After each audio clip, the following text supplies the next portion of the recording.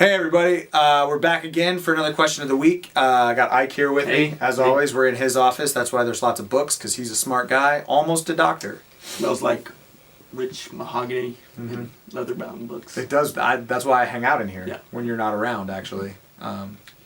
So this week we're going to talk about, that was weird. This week we want to talk about, the question of the week is, what is one way that you ask or invite God into your disappointing situations?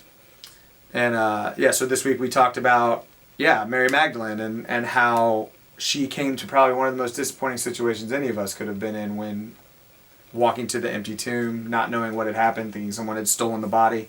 That would be a downer. That would be a major downer. Yeah.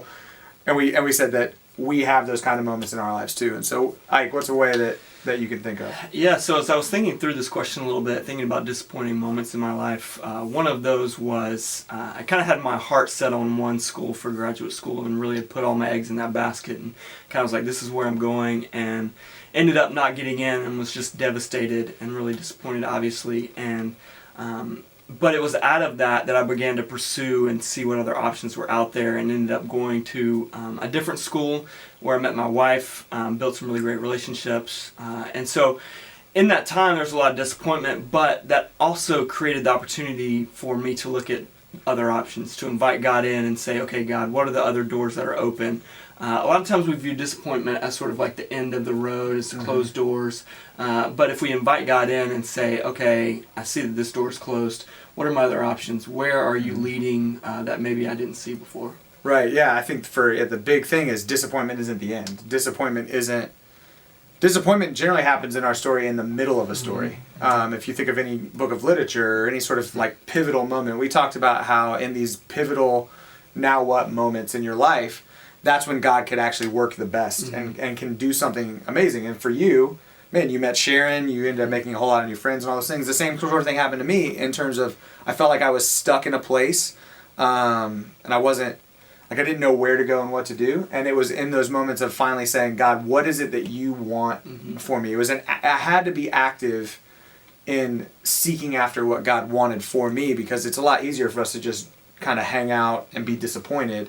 And so the way that I asked or invited God into my life or into that situation was I physically asked him, and then I made sure that I figured out how to get time for myself to be able to listen to that, to avoid distractions, to avoid just all of the other things that are going on in your life, all of the family, the car problems, all of these different other things that happen in your life. I figured out a way to for that season to be very active and intentional about listening to what God had for my life. Yeah, I think too, a lot of times we have disappointment because we've put so much emphasis on whatever that one thing is. So this is the one school I'm going to get into, or if I don't make this team, or if I'm not good enough for this, it's as if our happiness is based on that, or that's what our future is based on. And so we put so much on one thing, and what part of disappointment is the recognition of, okay, not everything depends on this.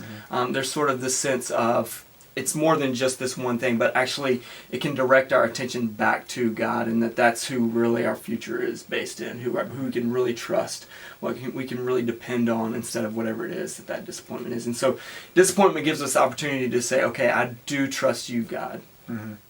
Man, I think it's an interesting conversation. I think it's something that we all need to constantly be thinking about and trying to address in our lives, because we all have disappointing situations of one scale or another. And so we'd love to hear what you have to think. We'd love to hear, we'd love for you to share it with your group. We'd love for you to just become a part of this conversation, because this is a universal thing that we're all dealing with and something that we're all trying to figure out. And actively inviting God into what we're doing is probably something we should always be doing. And so thanks for your time this week, Ike, and we'll see you again sometime.